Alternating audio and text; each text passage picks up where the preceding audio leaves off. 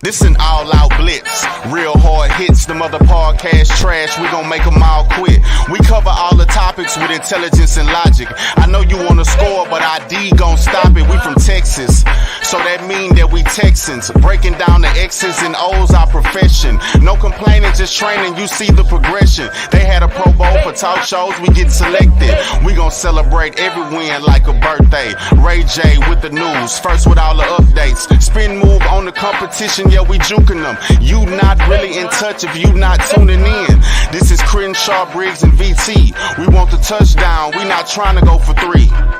And it's best if you get up out the street, cause them bulls out the pen and they bout to stampede.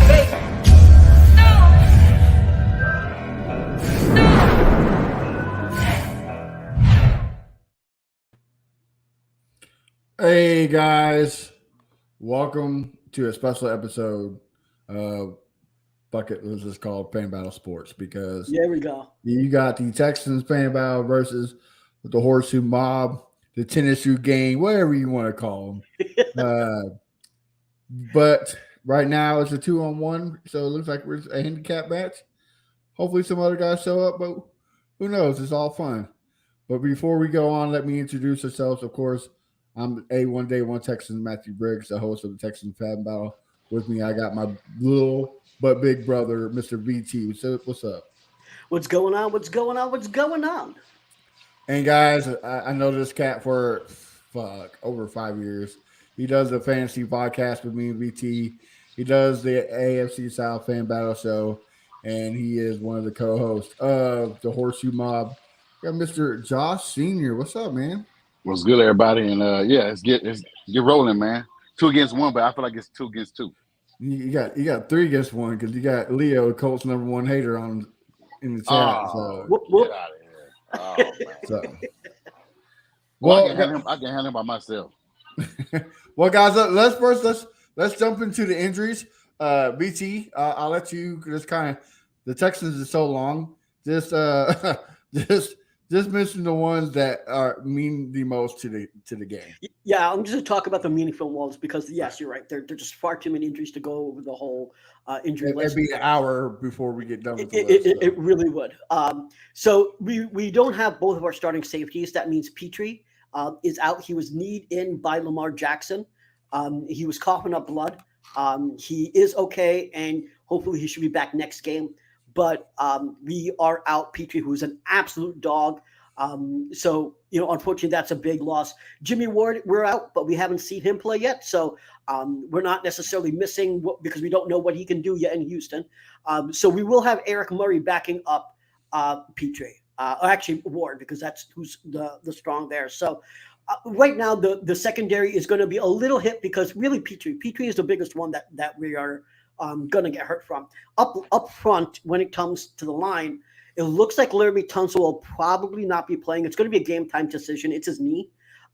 So they are going to try to see if he can get through reps on practice on Sunday. But from what I've heard, that's the player that you should be worried about, not CJ Stroud. Yes, CJ Stroud was on the injury report for his shoulder. Looks like his shoulder and his arm are hurting, but all signs point to him actually playing tomorrow. So that's really what should be happening. It's Tunsil that is going to be hurt, which means that Josh Jones should likely play left tackle. Michael Dieter should pop into left guard. The rest of the line should be the same as last week. So that covers the major injury reports. I don't know, Josh, if you want to talk about your injuries. Yeah, I was going to say, and Josh, go ahead and here's with the Colts. Don't make Austin mad, okay? But let us know about the Colts. Well, our is not as long as you guys. It's like kind of short, maybe like 2 people in there. That's what she said. Wait, 2 better than 1. But we got our tight end just got on today. Actually, Colin Granson, he got on the injury list. He's questionable. Our left guard, Quinn Nelson, is questionable, but everybody else is appear to be playing on Sunday. And VT, correct me if I'm wrong, but last I heard, signs are pointing that Tunsil might start, but still really close to game time. Yeah, that's exactly what it is. It's a game time decision. They're going to try to see if he can start on Sunday, and it's all about whether or not he can live through the pain. Listen, Toradol exists for a reason. Shoot these motherfuckers up, and let's see if we can get them going for a full game. There's still a chance that Tunsil will play, but again, what I've been told that CJ likely will play, and Tunsil is the one that's the more questionable. CJ has never missed a college game. CJ has been injured and never missed a college game. And so I see that's probably going to happen today. Toradol up these motherfuckers. And guys, what a perfect time to jump into the conversation. We got Mr. Christopher Jackson. What's going on, buddy?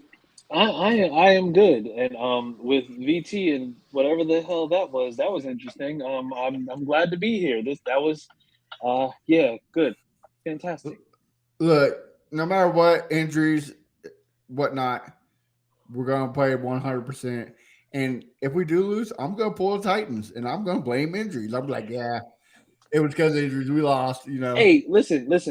Your boy VT the other day, when we were talking about it, the whole injury thing came up. The injury thing came up, and VT said, I feel like we're going to win. But then he said, comma, and then I'm just like, oh, no, not VT trying to go ahead and build in the excuses now. Like, you can't do that. We can't do that. I mean, all right. So here's why I did that, because Tunsil is listen. If we were just out Tunsil and we had our second string, Charlie Heck, I wouldn't have actually said that. But we don't have Charlie Heck. We don't have our third string, Titus Howard. If he doesn't play, we're on a fourth string left tackle. So that's the reason why. It's not just having an injury; it's having 3 injuries on the left on his blind side. That's the that would be the issue. But like I said, even if he's out, we'll have Josh Jones at left tackle. He'll be serviceable. Michael Dieter is serviceable at left guard. Will Josh Jones let up a sack? Sure, but he won't be a turnstile. And what we do know is that CJ is evasive enough to get out of many sacks. Our O-line wasn't great last week. We should have had 10, 11 sacks. He's the one that got us out of all those goddamn sacks. So, CJ is evasive enough, even if we have bad tackle play, to be able to go ahead and make something happen out of nothing. Right. And as I've been saying all year, scheming fixes everything. We played in a horrible scheme. As y'all know, y'all had Pep Hamilton at one point in time. And we still end up winning, and we had a horrible, even a worse roster than we do this year. So I still have my hopes of beating the Colts. Right now, it's pretty even. So the comment that VT said that he said that if CJ doesn't play, well, basically like we only being happy because CJ not playing. Like the Colts haven't won 31 times against the Titans, regardless who you played. You mean the Texans? I'm saying we beat y'all 31 times. I know, but you said the Titans. Oh yeah, Texans. Yeah, we beat y'all 31, 10-1, and you guys are acting like tomorrow would be like. Sir, you really going back that far? You had Peyton Manning against a born franchise. Yeah, but we're very old enough. We're very old enough to buy alcohol. Like, come on, bro. Like, nah, don't know. Well, BT the oldest one in here, so he was able to buy it then. Tell me I'm wrong, Chris. Tell me that we were infants when y'all had Peyton Manning. No, get out of but here. the thing is, y'all have. Hey, listen. Other than last year, y'all have been old enough to drink where we've still beaten y'all with that turnstile of quarterbacks that we've had. I mean, I think it took Watson to get them to where 5 wins against us. Hey, listen. Let's be completely honest. Y'all got swept by Carson Wentz. We were again. And Brissett. Oh no, we're 22-year-old organization, right? And as he said, we were just old enough to drink. So yeah, like the previous years, we didn't have our shit together. This is the first time, really, that we've had a real head coach, a real quarterback, a real OC, all at the same fucking time, with ownership that's actually behind them. So but you're also like trying to go back to days of yesteryear, back before when football. What I'm saying is, scheming fixes everything. We got a way better scheme, and I mean that sounds great. Yeah, we beat y'all. I mean, y'all can say y'all gave up the game, which I think y'all did, but still, we still beat y'all with a lot less. Don't say we gave up the game because we had the lead. Y'all guys went for it on 2 to win the game. You're supposed to lose that game. So, yeah, we have to lead. Yeah, y'all and y'all wanted to lose, so y'all get Anthony Richardson. Your quarterback won. Your or head maybe coach wanted to CJ win. Stroud. Well, I mean, whoever was in the fold, but Lovie Smith, Lovie Smith gave y'all the proverbial. Right, Hey exactly. guys, That's what I'm saying. I'm going out with the bang. That's how my argument more. We have a better coach, we have a better offensive scheme, and we have better rosters. So you cannot say we don't have a better scheme. That Pep Hamilton scheme. I'm not saying better scheme. Terrible. I'm saying that the thing is you have two rookie head coaches who generally it's just like they're two guys who have been able to tailor. I'm gonna say whatever you want to tell in terms of like the type of things that they had to coordinate, whether it be Shane with his offense or DeMeco Ryans with his defense. Now the thing is, once again, the case can be made for both of them. DeMeco went because and mind you, I'm not trying to take anything away from him, but DeMeco basically inherited that Robert Saleh defense, but he was able to not only maintain it, but just I'm going to say to a certain extent elevate it. And then Steichen did the same thing in Philly. Well, and that's what I'm saying. But the thing is, at that point, at what point can you say that you have a better coach? Well, okay, more up to date coach, because we can all say Lovie Smith play his coaching style is days in past. Well, Jeff Saturday's is too because he didn't have one. Right. So let's just get that out the way now. Okay? Well, hey, hold on. Week one, we didn't play Jeff Saturday. We played Frank Reich, so you can't say that. We played Jeff Saturday week 18. We're not going to do that. Yeah, but then Frank Reich. I mean, he was out the door, man. He was out the door. He was headed out the door. I mean, just like David Culley was out the door. I mean, us beating him. What? You was like, hey, y'all rebuilding. Y'all kept saying. And that's the only reason why Lovie Smith beat y'all guys, because he knew he was out the door. Well, I think that, listen, let's both acknowledge that we've had coaches that are out the door. So let's fuck the past and let's talk about what's going on right now. Right now, what we have is, I'll tell you what I appreciate and what I think your problems are, all right? Here's what I appreciate from the Colts. I think that Steichen has a really good scheme. He uses that flex bone formation where you can have four runners at the same time. You can pass out of that formation that confuses defenses. That's what he's got going for him. If he's done that in week one, who fucking knows what he's going to do in week two. So I really do like what Steichen is doing. He was one of my options for a head coach because of what he could do in terms of scheming guys open and helping your quarterback with their strengths. That, I think, is your strength from a coaching perspective. BT can be my witness. When y'all hired Shane Steichen, the quarterback I did not want you getting was AR. Yeah. Oh, I know that. Yeah, because we talked about it at length. Yeah. So right. So that's what I'm saying. Like, I like that about what you guys have. You paired the right quarterback with the right head coach. Now, what I think that we have our strength is our defense. DeMeco has proven to be a defensive genius. So what I think will happen this week is that you guys probably will get off more, or you guys will probably have a better offense statistically, but our defense is going to be able to keep that minimized, right? I do have a comment too, though. Sorry? I know y'all been pressing this defense thing. You guys had a great defense when you had Wade Phillips, and we still whacked that ass. We're talking about the future right now because if we keep going to the past, I'm just saying, you're not going to do anything. You had a good defense for a long time. It don't matter who y'all had calling plays on DC, we still beat y'all. There's a reason why. You understand that it's all right. Like I just said, like 5 minutes ago, we could talk about the past, but the reason that we were not is because did we have a Hall of Fame quarterback on our side? No, neither of us do. What we both have are rookie quarterbacks. The advantage that you guys have is that your head coach has called offensive plays before. Right. That's the advantage you have, and that's what I'm giving you and saying that will be your advantage. The advantage that we have is that our head coach is a defensive genius.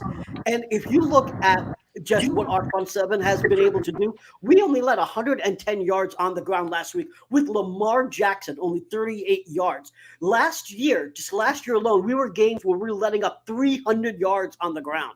So we only let up 110 yards last game. Significant, right? We were literally 32 of 32 in rush defense. Now we're already up to 20. So that's significant improvement right there. We also sacked Lamar Jackson several times.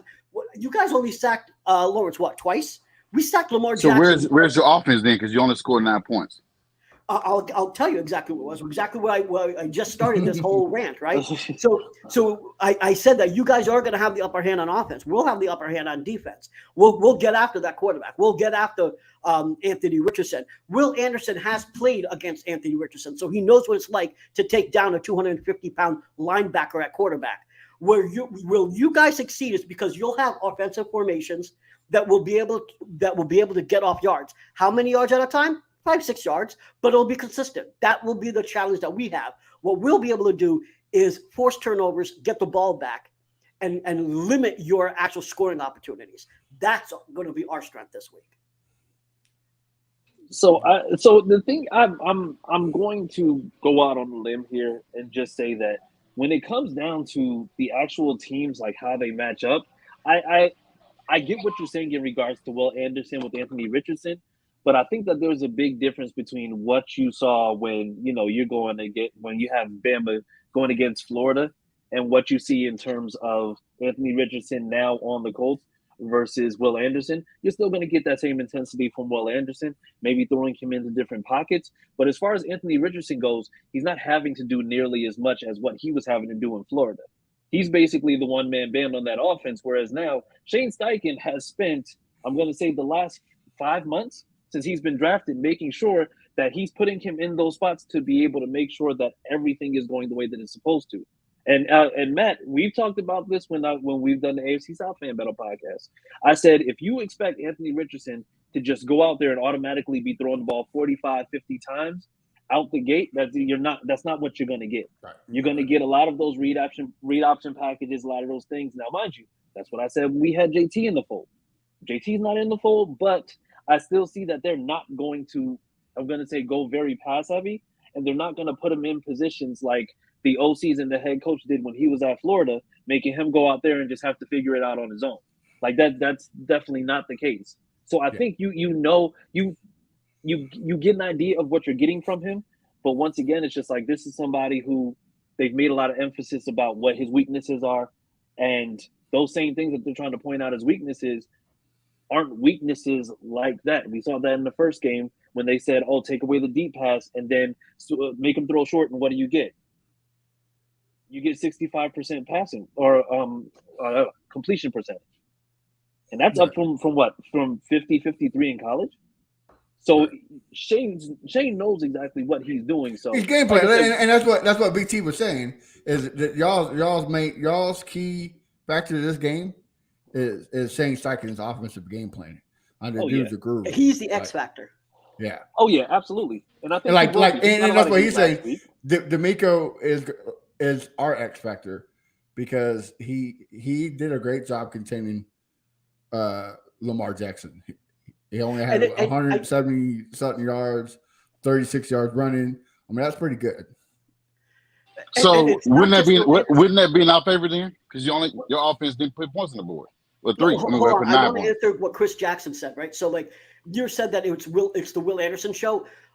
Jonathan Gennard was actually the better defensive end out there. Will Anderson, being the rookie, got all the accolades. But listen, Jonathan Gennard, the jersey, 52, right there. There's a reason why it's there. He's a fucking beast. He's Chris Young. The only reason why no one gives him the love because he's on the Texans. But they both had a similar year. Not Chris Young. Chase Young. Sorry. Yeah. So I meant Chase Young. In 2021, the dude got 8 sacks against Lamar Jackson. He not only sacked Lamar Jackson, but he had several tackles for loss. He was always in the backfield. He was a game wrecker. So it's not just the Will Anderson show. We actually have 2 powerful defensive ends out there that are going for blood. And so because people now have the game plan for Will Anderson, that frees up Jonathan Gennard. So y'all had White and y'all had Clowney, and we still beat y'all ass. Clowney was not a sack master. But you drafted him first overall. But also, Josh, you keep going to the past though. But you had a top 3 quarterback in Andrew Luck. Of course, you better beat us with a top 3 quarterback. So then let's focus on this then. So let's flip sides of the ball, right? So let's go to Colts defense and then offense. Now, mind you, there's been a lot put out there as far as like what's going on as far as the offensive line goes. I know that there's question marks about whether or not Tunsil's playing, but no matter what, you're still going to have to deal with what you're dealing with Buckner, with Grover Stewart, who's, I'm going to say, he had a very low-key season last year, and he's picking up this year where he started off last year. Right. And I'm going to say, even with the scheme, even with everything, like with how things have been, I know CJ can go and he can make the throws, and that's all good and dandy. But at the same time, do you not think that he's going to have a hell of a time just trying to get away from the pressure that's going to be breathing down his neck consistently every single snap that he takes? Well, see, but here's my thing. What I think is going to happen is that, because that's what happened Sunday against the Ravens.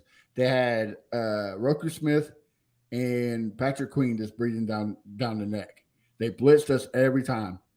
They figured out what they got to do, and that's quick slants and screens, and that's the only way to beat Defoe and Stewart.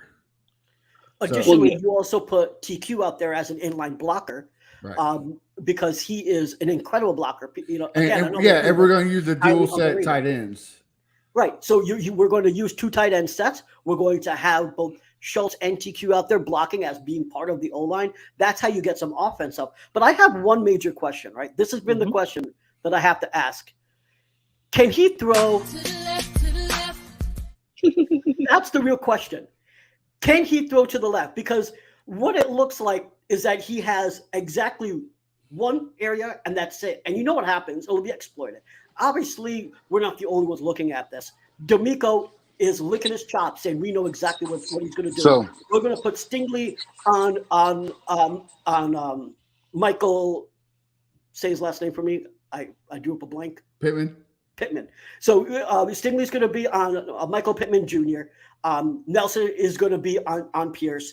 And the only thing that we have to do now is make sure that our linebackers can actually stop the short pass, which means, you might get 2-3 yards, but not throwing a screen under the line of scrimmage and having it go to the house for 39 yards, which is what happened last week for you guys, right? So you're still not answering the question why you can't put 7 on the board. You asked it if we can go to the left, can you put a touchdown on the board? Can you score more than 9 points?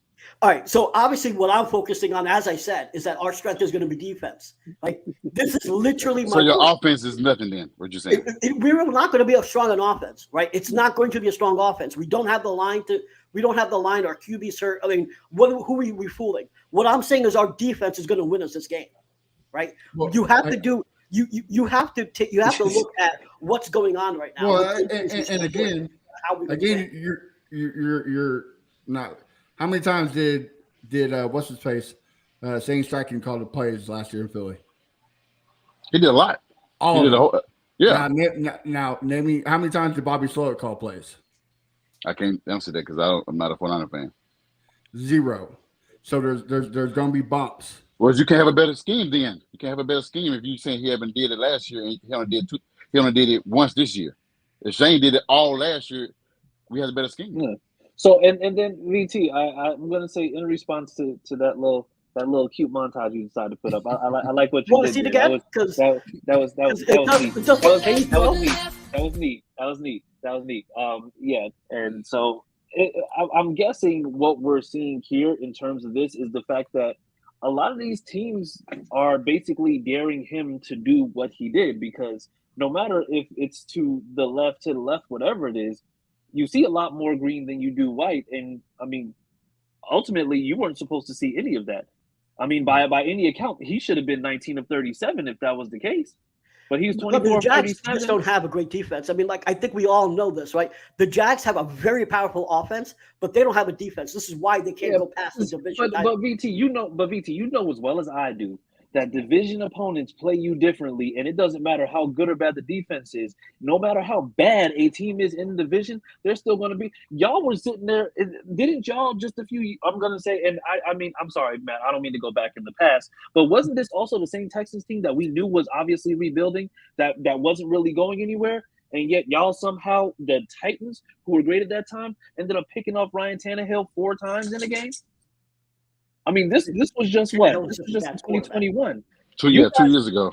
This was just 2 years ago. So the thing is, if we're really talking about, oh well, this is the Jags, yeah, but this is the Jags that we've played consistently ever since we came to the AFC South. Well, okay, and you're right. So if we're going to use that, we're going to use that the same for us. Josh is all like, "Where's the offense? Where's the offense?" Well, because you said you got a better scheme. You said you had a better scheme. I didn't say we had a better scheme. I said we had a better scheme than last year. Not better than yours. Yeah, because our scheming last year was straight up baby shit. Like it was soft. I mean, so, that's. I mean, you said it, not me. I didn't say. I don't. The whole NFL. I can be completely honest. You guys have a better offensive scheme than us. It's gonna Steichen has because he knows what he's doing already. Bobby Slowick is figuring that out. But that's why I said D'Amico knows exactly what he's doing on defense. So that's where our scheme. Listen. Defense wins championships. Not that I don't want to see offense out there. There's a reason why we took a quarterback at 2. Quarterback is important. But obviously, the way you want to win this game is all about the defense. Because now that they pretty much know what the tendency is, and we know that, AR, we know that he has trouble with accuracy unless it's really, really close to the line of scrimmage. You take advantage of that. And that's what we're going to do on defense. On offense, you know what we're going to do? Run the motherfucking ball. We're gonna put hopefully. But you don't have a line. You don't have a line. That's what I'm saying. I mean, Damian Pierce doesn't need a line. Last year we had a 28th ranked O line, and we still had. And it's worse now.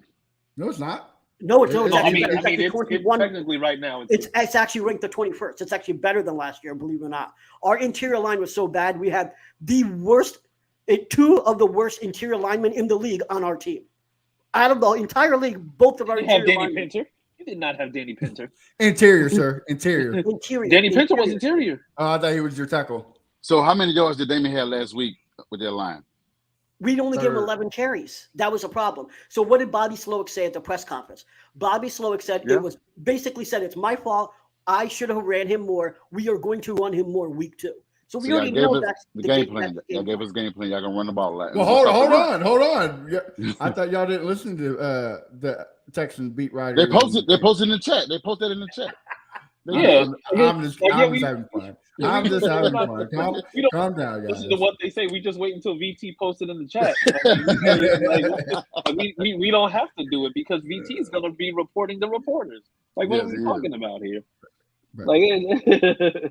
But yeah, I'm gonna have to say the game plan for Texan wise is like BC says, run it up the gut, and then when you have to stack it, then that's when you come out with the screens. That's when you come out with the slants. That's when you come out with the best way you can. And now defense wise, we're going to man up and try to cover the short routes and with the hard flats for the short routes and dare y'all to throw it deep with Petrie and Petrie's not playing. I know. I said with them out. Oh, okay. That's it's going to seem advertising for you. So you got a young quarterback whose deep ball he has the arm, his accuracy ain't quite there yet, and so that's what we're going to do. We're going to dare y'all to throw it, and if y'all do it, y'all get it. But see, Shane says there are certain factors because you do talk about offense, and so let me just say there are certain factors that even when you're talking about what you put some points on the board, you had a screen, bro. You had a screen pass on the line of scrimmage. What the real matter of stat that actually not because he didn't throw a touchdown pass, he threw a screen pass. What really matters is third down. Was it not a pass? Third down conversions. You guys it was 2-for-12. 2nd and 28. Was it not a it was a pass. He Michael Pittman under the line of scrimmage, bro. Under the line of scrimmage. So what's the shovel pass then? What's the shovel pass then? Well, you know, VT, I'm gonna say then you should call it a screen toss if it's not a screen pass. Because I mean, it's just like you said, he threw a screen pass and it wasn't a pass. I said it wasn't a real touchdown pass, meaning that it wasn't his arm that got him the touchdown. It was Michael Pittman's athleticism. He threw the ball to him. I mean, my great-grandmother could have thrown that ball to him. I mean, there was nothing spectacular. What was spectacular about that throw? Tell me. It was second to 28. So tell me, so VT, And he threw a screen. It was second to 28. VT. You're talking about the running ability, not the passing ability. Yeah, but we're also not going to sit here and act like we're going to just quantify if it's not a spectacular pass, then it's not a touchdown. Like what are we talking about? Well, I think what BT is trying to say is that it was a screen pass that got that touchdown. It wasn't a pass downfield, a pass that requires a lot of skill. Right, it wasn't like a 4 verticals or something. Okay. Right. The Jacksonville didn't give us that though. They didn't give us the long ball. They gave us the short routes, which it hurted them. And not only that, but the thing is, but also, it kind of goes back to what we were talking about before with scheme. It's like one of the plays that you see was not just a short play, but it's a screen pass that's designed to make sure that everybody has blocking down the field to pick up the assignment, is making sure that you're getting the pass and then you're getting up there. Michael Pittman is not a world burner. Michael Pittman does not have Tyreek, Jalen Waddle speed. This is a man who's 6'4" and ran like a 4.5. And he was able to go ahead and work his way upfield, not with the speed, but that was the pass, and that's the scheming to make sure that he had the space to be able to get upfield. So the thing is, scheme. I'm not going to deny that was scheme, right? Yeah. St. Mike's a screen guru. But the thing is, we can talk about what quantifies a spectacular pass for a touchdown. But at the same time, if you know for a fact that you could beat a team with screens and power runs, it doesn't have to look pretty, but if it's putting points on the board, then why are we sitting here questioning it? So the reason why is because when it gets down to the fourth quarter, right? And what matters in the fourth quarter? It's third down conversions. That was my point, right? And when it comes down to third down conversions, the Colts were 2 for 12, 16%. The Colts were actually ranked 30 out of 32 teams last week in third down conversions. The Texans went 7 for 18. 38.8%. We were ranked number 12. So the Texans, even with a battle line last week, right? We were still able to convert on third down conversions. And typically, how does that happen? That's when you have a quarterback that can throw accurate passes when you're getting pressured, when you're getting blitzed. It's third down, right? You are going to get blitzed. You're getting dudes up in your grill, and you can still convert. That's why I'm saying that third down conversions matter. And yes, we can all say he didn't get any points on the board. But the whole point is the only way that AR did is because of good scheming. I agree with that. But it was Michael Pittman that took it to the house. It was nothing that was in terms of accuracy or anything else that AR has done. So what about the first touchdown then? What about the first touchdown? We drove down the field. Were you running it in? And what? Yeah, we drove down the field to get the score. Right. And that's Anthony Richardson's athleticism. Like, that's something he did. That's something that we're talking about. That's something that he used that was great. That screen pass wasn't something that it was just a pass. It wasn't something downfield or anything like that. That's what BT's trying to say. It wasn't something that took any momentum effort. If that makes sense. Right. It didn't take a ton of effort to throw that screen. That's all I'm trying to say. What I am saying is that being consistent on third down conversions, that takes real effort. Because one of the things that the Texans sucked at last year is we were 31 out of 32 on third down conversions. And that's why we looked like shit. It wasn't just not being able to put points on the board, but if someone just flipped and watched a Texans game, the reason our offense looked terrible is because we weren't able to move the ball. We were 3 and outs. That is the difference between last year and this year. And that's why Matt is saying that Bobby Slowick's system is already better than Pep's system, even though he's a rookie OC, is that he's able to move the ball downfield, even with the rookie QB, even with 2 receivers that have never seen the field before. And so he's been able to do this basically handcuffed. And so now in week 2, when he actually emphasizes the run game, offense will actually look better, despite the fact that Larry McTunsil won't be out there, despite the fact that CJ is going to have his arm in a sling until the moment he gets on the field. So even with all that said, our offense will be good. I think your offense will be better, but our defense will be able to clamp your offense down. Well, hold on. Before we go on, let's hear some Voice of Reason. We haven't got to listen to him. Crenshaw, speak to us, brother.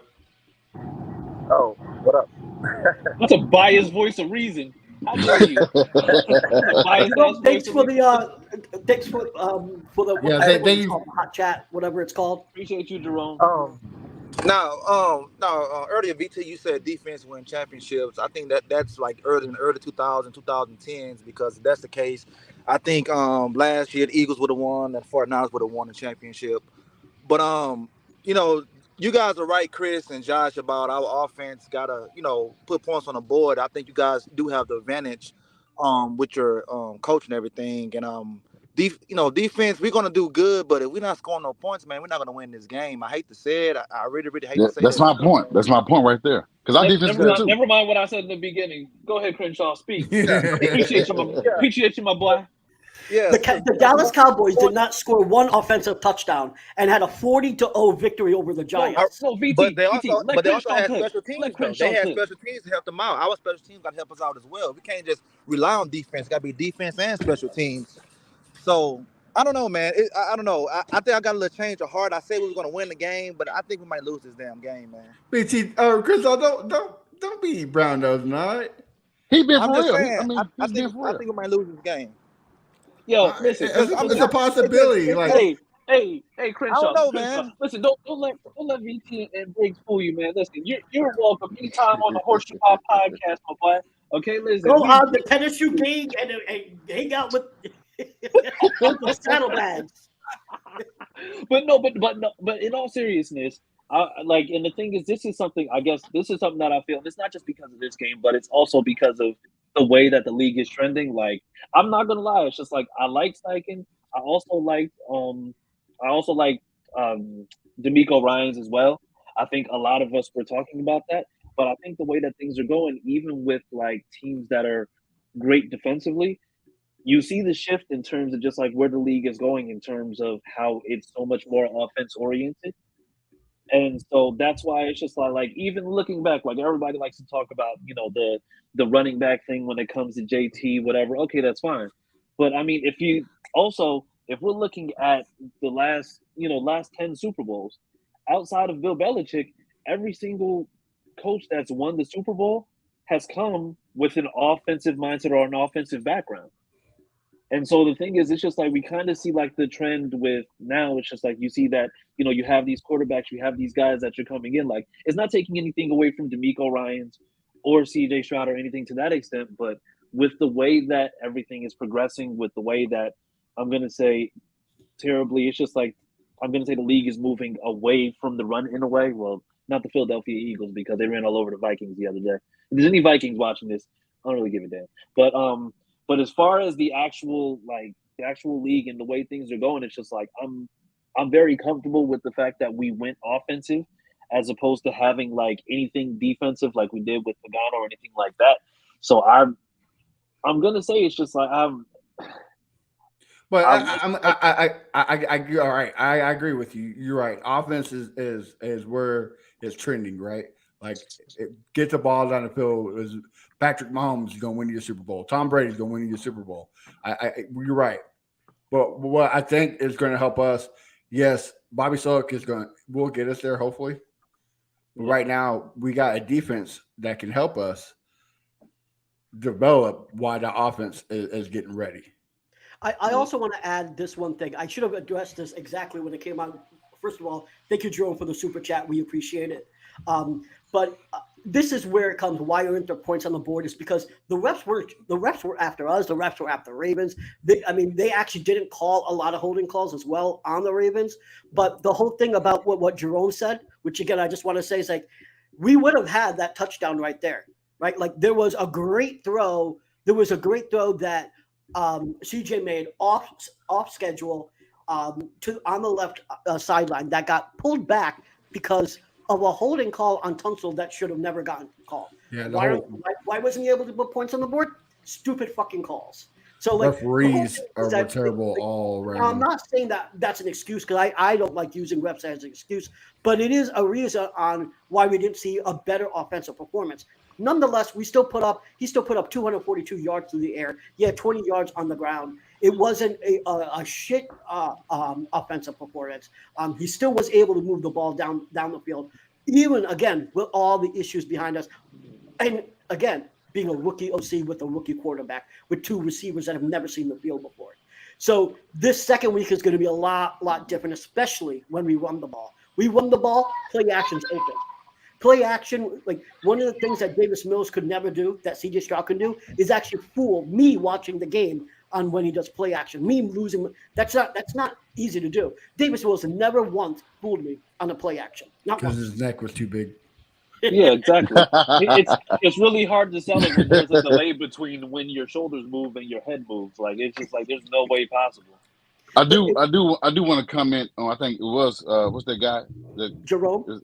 Jerome. He said that Moss is not good, but the same Moss that rushed for over 100 yards week 18 last year. He kind of discounting our run game with Moss because he's the expected last week. We didn't have a run game at all. Dan Jackson was issue with the fumbling and key downs. So having Zach Moss back this week, you're gonna see a different team. Like y'all gonna say, we're gonna see a different team from y'all this past weekend. It's the same with us. We're gonna have a much different run game. We're gonna have a much better scheme than we did last week because it's the first game. It's the first game. So Shane Steichen is. I'm not gonna say he's gonna open up 100%, but you're gonna see a different game plan as you did against the Jaguars. I'm not saying y'all sorry because our defense is good and we respect y'all defense. But I mean, we're gonna have to open up our playbook a little bit more, utilize all the weapons because Sunday we didn't use Alec Pierce as much. We only used more so of Kylan Granson and Michael Pittman. So now we got to use everybody. We use Josh Downs maybe just the first half, but then not so much in the second half. So we're getting used to all the weapons. I know we only had like 4 or 5 receivers Sunday, but we got to use everybody come Sunday. And having Moss back is going to be very vital in our run game because, like I said, he did run for over 100 yards against you guys week 18 last year. I know he's also coming off. We had the worst rush defense in the league. So, right. I mean, again, my great-grandmother could have had 100 yards against us last year. Yeah, I could have easily had a $150 with bad lungs. Like, but y'all not giving credit to our defense. Y'all is making it seem like I never said that at all. Because we got Shaq Leonard back. You seen? No, I think you guys have a decent pass rush, man. I think you guys are going to. The only thing that is questionable is y'all secondary. It's our corners. Your front seven is strong. It's your secondary that I can't respect, but your front seven, it's strong. You guys are gonna get us 2-3 times. I'm sure you're gonna sack us 2-3 times. You're on mute, Chris. Come on. I was gonna say, and as much as we and as much as we can talk about Roquan and Patrick Queen. It's just like, to me personally, it's just like Roquan, fantastic linebacker. But the thing is, it's just like with Leonard back, and Leonard especially, because the thing is, Leonard's going to ball out, and he's probably going to ball out even more because of the fact that he's playing against Houston. But then also, I think a big X factor in this game is also going to be Zaire Franklin, because Zaire Franklin is coming off being the 4th best tackler in the league last year. So, I mean, being able to have, if Shaq wasn't back and he wasn't able to play, then I'd be like, okay, I have some question marks in regards to linebackers. But the thing is, I agree with you about Leonard and Smith, but where I kind of Smith and Leonard's blitzing performance are about the same. Like Smith's blitzing is out of this world, and so is Leonard. Yeah. The only thing that Leonard has over Smith is coverage. Leonard is close to elite to coverage. Yeah. So that's the only thing that scares me when it comes to Leonard is the coverage. Now blitzing not so much because we figured out what we got to do to beat it. Yeah. The only time we let the blitz get to us is when we do play action, but that's because, like BT said, we only ran the ball 13 times. Yeah. So, but traditionally, and the thing is, it doesn't matter who's back there. I think Shaq generally is going to be playing a little bit further back, especially with the fact that I think Samson Ebukam had actually a pretty good game last game. And so, there's no way that I'm going to say take this game easily just because of the fact you're just like, oh yeah, they're just going to have, some guys in there at O-line. Oh, absolutely not. You're looking. I don't think. Listen, me and Matt are not disrespecting the Colts by saying this is going to be okay. No, I'm not saying that you are. I'm talking about in terms of like the coaching. I'm talking about like the scheming prior to this game, because like I said, it's just like there's no way that you look at that scouting report and you see who the 5 people are at O-line and you don't say, there's no reason why we shouldn't just be able to just go ahead and just do this when it comes to the people on the O-line.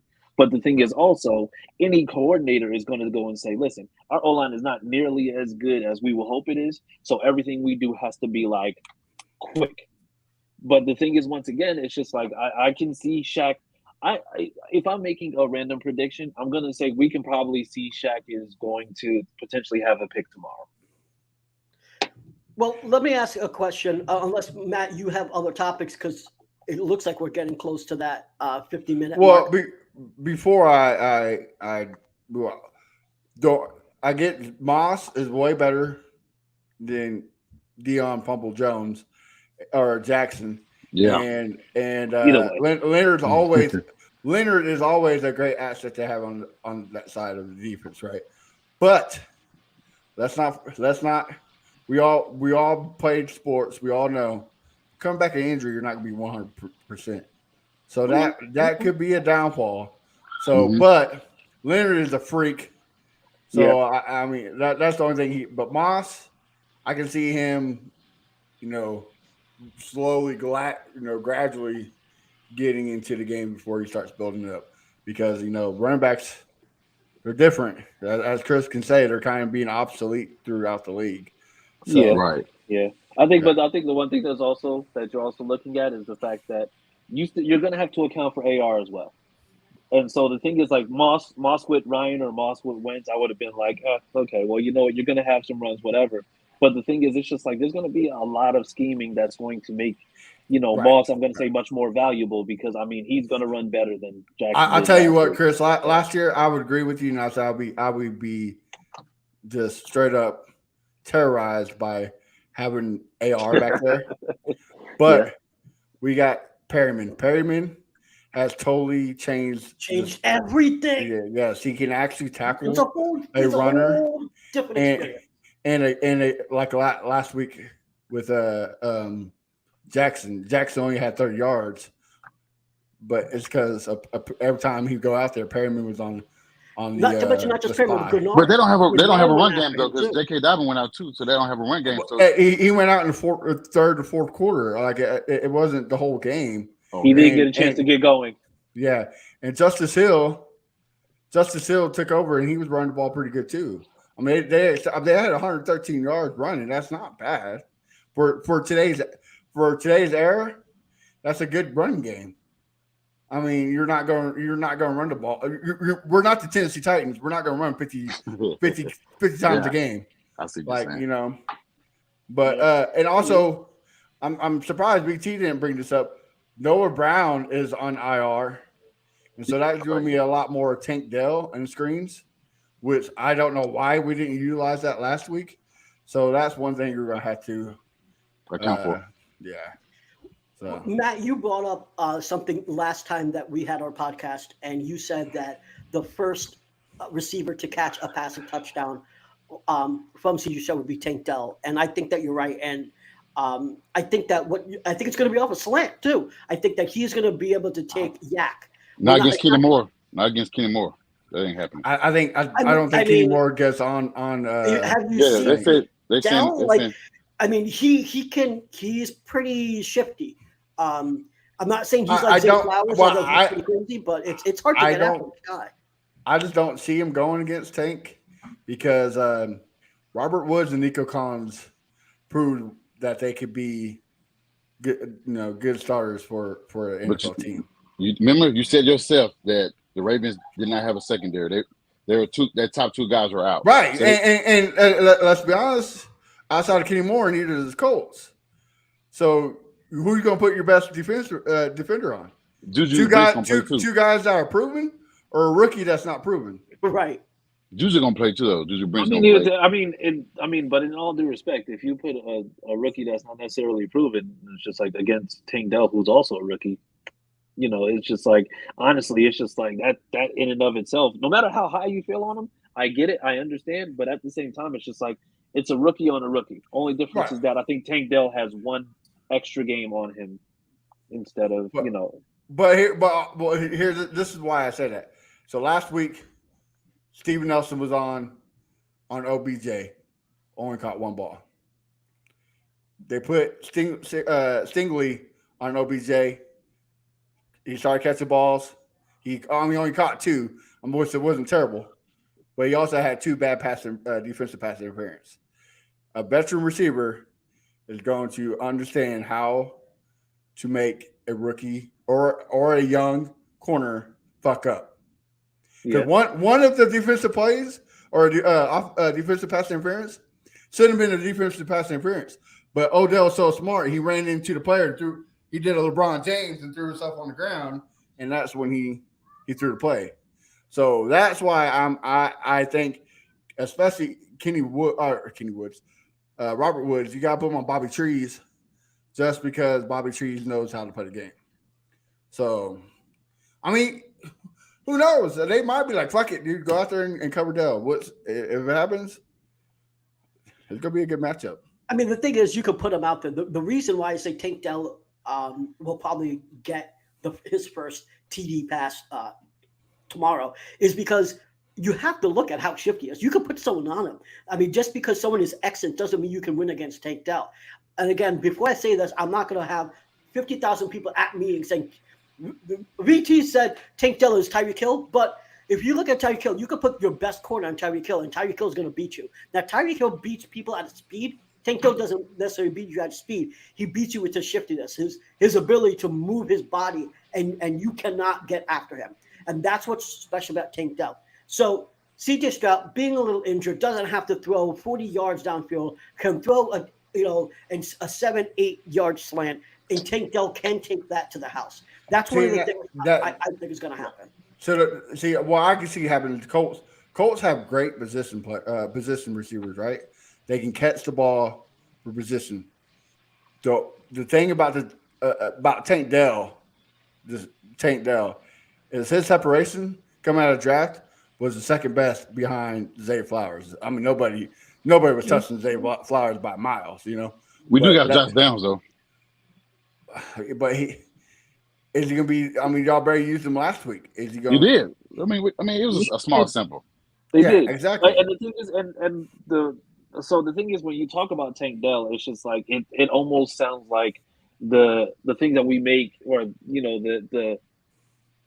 the description that we have for when we talk about Josh Downs, because Josh Downs also coming out of the draft was somebody who was just extremely shifty and somebody who actually played a lot taller. Like, the thing is, it's just like, and without going too off the hinges, but I'm just like, just for a player comparison, they said that he's the closest thing to somebody like Steve Smith that played for Carolina that you're going to get. And yeah, it's just like, he's a guy who's 5'10", who's a little bit smaller for a receiver, but in terms of footwork, in terms of how he plays like, even though he's 5'10", he plays a lot taller and he plays a lot more physical than somebody who's 5'10". Oh, look, I wanted Josh Downs because this contested catch rate is freaking amazing. Exactly, and that's the reason why it's just like I said, and it's not. I'm not taking anything away from Tank Dell, but the thing is, if you're telling me that Tank Dell is going to be an issue for y'all, then I'm going to say it's just like that. Josh Downs is probably going to be that guy who's going to be able to go out there if played more consistent. The only reason why I say Tank Dell is going to have just a little bit more than Downs is because our secondaries are just a little bit more seasoned than yours. And Nelson, yeah. Right. And that's the thing I don't understand why y'all didn't use Downs against the Jaguars. Because to me, nobody on that Jaguar secondary could touch that man. Okay. So the thing is, I understand that, but to a certain extent, I think it's just like when you have – I think the biggest issue was that seeing where Tyson Campbell was kind of like roaming around. Mm-hmm. I think that was also something that kind of played into that because Josh Downs, in the limited things that he was able to do, they basically just got him on a quick inside slant, and then he pretty much just made it work for the next 15, 20 yards. Yeah, and again, Drone, thanks for the shout out with the super chat. Yeah, Nico Collins is a 6'4" matchup nightmare. That's not getting the ball thrown at his feet by Davis Mills. He's actually getting hit in the hands. Just the only thing about Nico Collins is availability. Like, he got 80 yards last game. I mean, that's not peanuts, especially when obviously he did get a lot of targets, which means that he's going to continue to get targets, right? Even with CJ Stroud injured and all this stuff, he's going to continue to get those targets. I imagine that he's going to get very close to 80 yards again this game, right? So what side of his shoulders injured on? His throwing shoulder. His So right you shoulder. He's not really injured either. He's sore? It's sore. Yeah, it's not injured. It's sore. I mean, and we can always use. Who knows what Casario is a dingle. He knew that he's a what? he's a dingleberry. He's a piece of shit that stuck to the butt hair on the ass cheek. Because he's also the same GM that knew your left guard was going to potentially be out for the season and not do nothing until the week before the season starts. So he could be trying to, I'm playing 3D chess out here. I'm going to say CJ Stroud's on the injury reserve and throw them. So who really knows? But yes, his arm is sore, but they said his percentage it actually went up today to a 92% to play. So yesterday was, I think, 85B. So you're not worried. You're not worried about Grover tackling him and falling on their shoulder. I mean, I'm It's worried football. about it. Of course we are. Yeah, I mean, but that's a risk you got to take when you play football. I mean, you go out there and look. I'll be more worried if my quarterback was Bryce Young. Yes. CJ Stroud. Yes. So I'm a little bit better. But before we move on, or before we end the show, I do want to. One of the reasons why we took Tank Dell over Josh Downs was because CJ actually called D'Amico and Nick Casario. They played together at the Senior Bowl.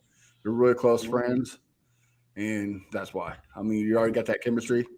Why not build on it? So that's fair. And it's two different journeys because I think also Josh Downs was personally requested by Reggie Wayne, and I think that's also a reason why we were very high on him because if Reggie Wayne can see that already, then you're just like that's like a glowing endorsement from somebody who's a future Hall of Famer. So I think that throughout, I'm not even talking about this game, but like throughout the season, I think Downs is going to have a pretty damn good year overall. Mm-hmm. I liked him as a prospect, so I'm not gonna shit on him or anything like that. Yeah, absolutely. So I do think he's good for you. Like you said, for a small guy, he plays bigger than Quentin Johnston. I mean, and that's one of the things I liked about Downs in college. So, I can't give you shade for that pick. I actually really like that pick. So we're going to have to end here shortly because we're going to have to jump on the fantasy podcast. But before we do, real quickly, Chris, tell me your predictions for tomorrow's game. I already know you got the Colts winning, but go ahead and tell me. I'm gonna say it's gonna be a battle. I'm gonna say it's going to be a lot closer than people are thinking. But I'm gonna say Colts coming out of it winning 17-14. Okay. Josh Senior. I got it 2013 Colts. 2013? Yeah. Somebody take BT soundboard away, bro. What in the absolute hell, man?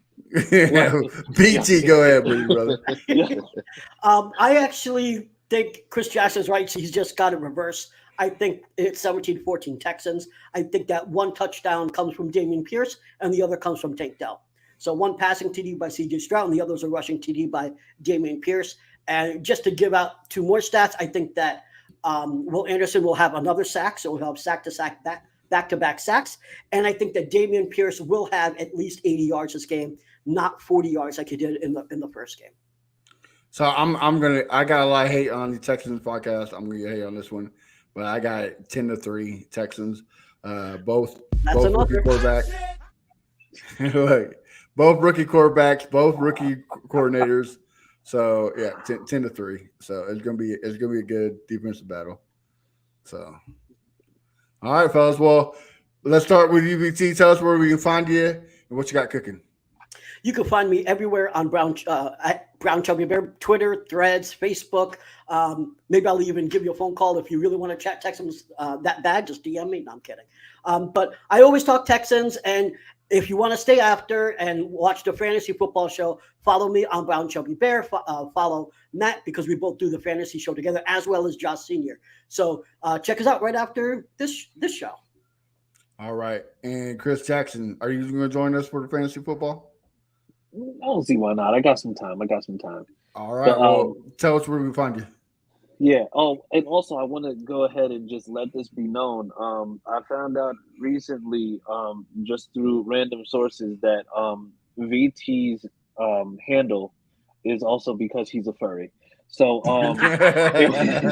so you can find me on Twitter at CJ Colts fan. Find me on you can actually find me on Facebook, Chris Jackson. Like I said, not that hard to find. I'm either, shouting out my coach, putting up stats, or telling people why Will Levis wasn't a pro-ready quarterback. So Because there of you Mayo. Exactly. Josh Senior, tell us where we can find you, what you got cooking. Find me on X. No, I'm sorry, Twitter. Find me on Twitter at official Josh Senior. Find me on was it Sundays or Mondays for the AFC South Fan Battle. Mondays. On there. Tuesdays, Horseshoe Mob Podcast. Yeah. Saturdays. Sorry. The The Saturdays. gang. I'm sorry, that was hilarious. And then Saturdays, of course, we got the fantasy football, and I got some articles coming on the way. Chris said, I can't stop writing, so I got to keep going. Yeah, he can't because he argues with VT in the chat, and then he writes another article. If